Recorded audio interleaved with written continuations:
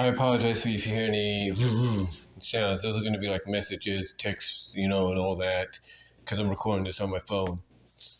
But I wanted to come on here because, first of all, I want to give a shout out to ThereWillBeFudd and their YouTube channel, because they uploaded I guess you could say a top 31 countdown, but in reverse. Essentially, basically what they did here is they did like a countdown, a top 31 countdown of animated, materials you should watch for the Halloween season this month. And the one that came out at number 22, and I had a feeling he was going to talk about this because he has in his thumbnail for this, was Duck Pimples from about 1946. This, of course, introduced that Jessica Rabbit, prototype character, as people call her. I think was it Priscilla is her name? I think Priscilla or something like that. And they talked about, the short and how surreal it was, and how out of context through its surrealism, it was for Warner Brothers, essentially, basically not Warner Brothers, but for Disney. So I just had Warner Brothers on the mind there for a second, because I was just uploading and premiering my AEW WBD talk video that I recorded when I was walking to the Walmart bus stop after work. But anyway, like I said, ThereWillBeFudd basically talked about how, it was just so unusual to see this kind of surrealism, this trippiness coming from Disney. Basically they state when they talk about this is, you would expect basically this kind of surrealism, weirdness, and all that to come from people like Tex Avery and Max Fleischer, and the likes of Tex Avery cartoons and Max Fleischer cartoons, and the crazy weirdness and stuff. And that's true, because you would expect that from them. You'd also expect it, believe it or not, as I mistakenly called them earlier. Instead of saying Disney, I said Warner Brothers. You would expect it from Warner Brothers as well, and that's true. But when he talked about Duck Pimples, he talked about the surrealism. He talked about how basically, Donald in this short, he's not asleep. He's actually awake, and his mind just wanders. His imagination just wanders, with him. And because of this, he starts seeing a lot of things coming to life. A lot of the characters in the books, one of the main books, starts to interact, become reality and stuff. And he touches upon all of them. He touches upon, how, the surrealism and the trippiness of this short, basically the moments in it, make no sense because of that. Because of its surrealism, because of its trippiness. He touches upon all of that. Heck, he even touches upon when Pamela, Priscilla, whatever her name is, climbs up the detective's back, and literally hides there until she basically, brings out her arms and starts doing like a magic trick with his hat, like a rabbit out of his hat trick. And then she starts acting like his extra arms, basically when he calls for that one guy with the hot irons, she puts her hand near his mouth, and everything to kind of help emphasize his yelling, and then curls her hand curls her finger just like he does, when he's calling upon that guy. And then basically to also emphasize, the weirdness of that situation, he shows a part where basically she's putting the glasses, her hands are putting the glasses and scratching the chin of the detective.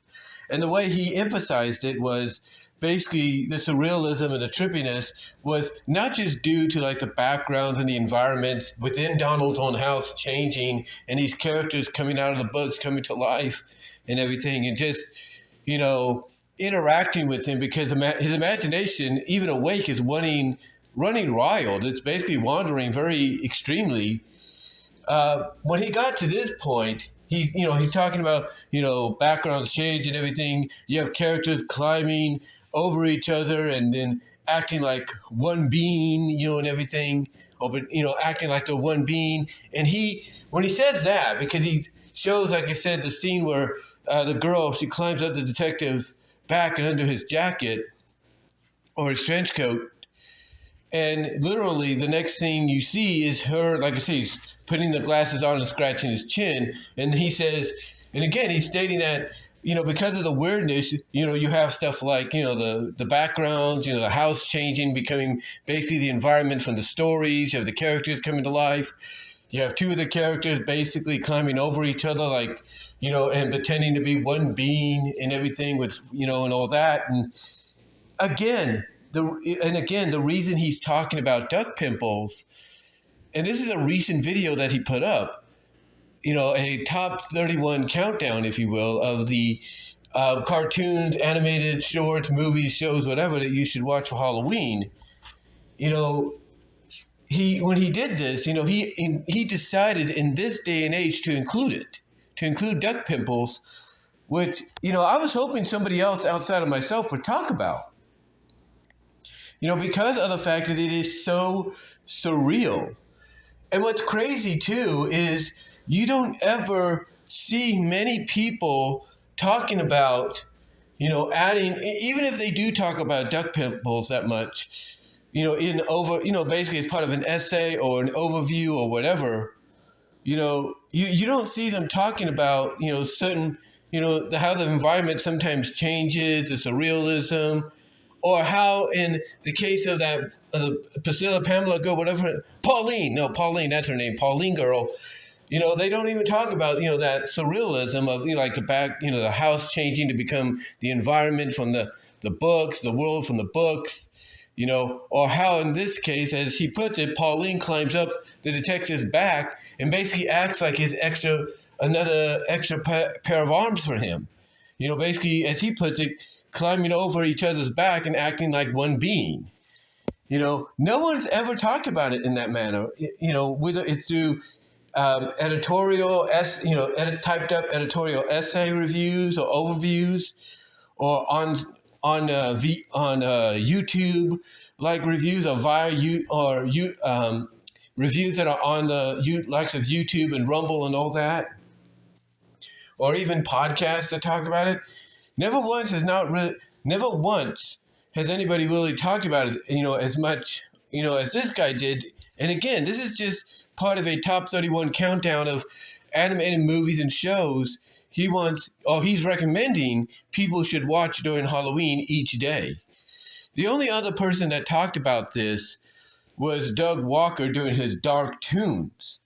And even he did touch upon Pauline climbing up that guy's the detective's jacket, and then basically doing this. He even kind of did it himself when he, answered the question. He's pretty sure everybody's asking, like, okay, why? I'm pretty sure you're wondering, why she's doing this as well, like copying, pantomiming what the detective's doing with curling his thumb and doing the come hither kind of gesture.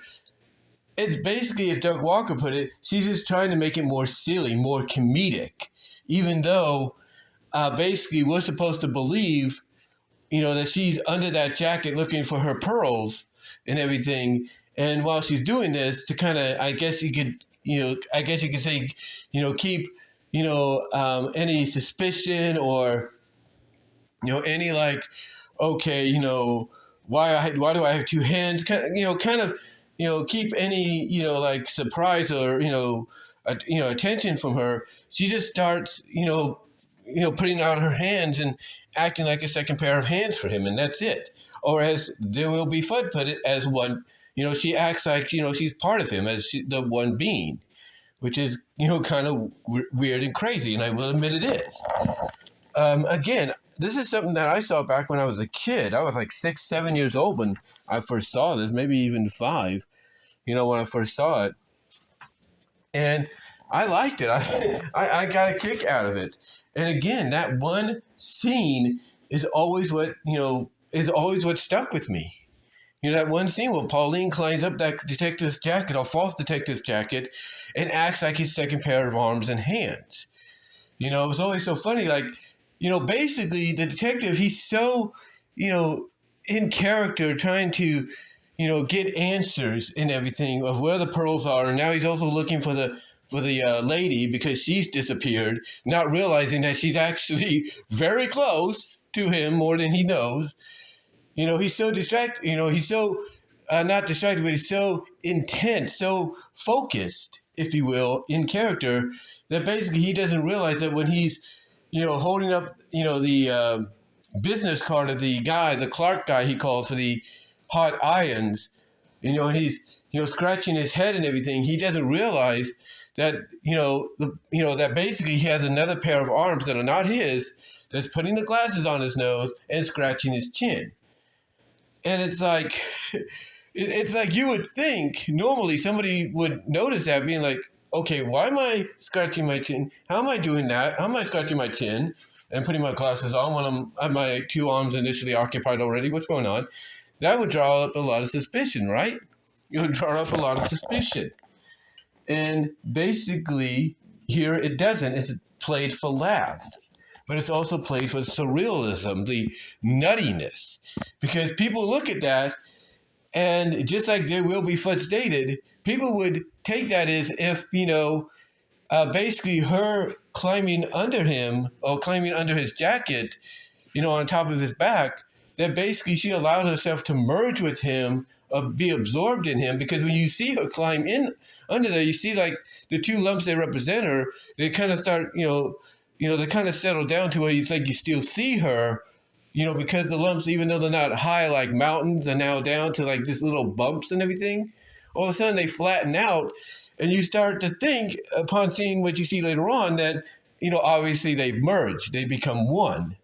But again, in hindsight, you're thinking to yourself that she's doing this to kind of keep the attention away from her, being there, so she's going to act like a second pair of hands.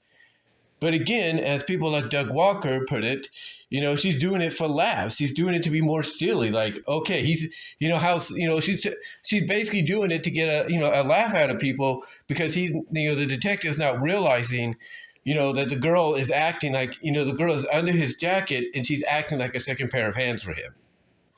So it's really interesting. But people like ThereWillBeFudd look at that scene and be like, yeah, you have, you have the backgrounds and the house changing into different environments from the story. You have, one character climbing on top of the other, and, they pretend that they're one being or something like that.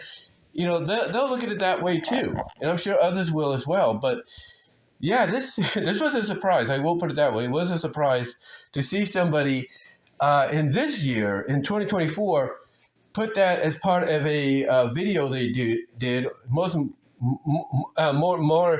so a top 31 countdown, or top countdown of anything, period.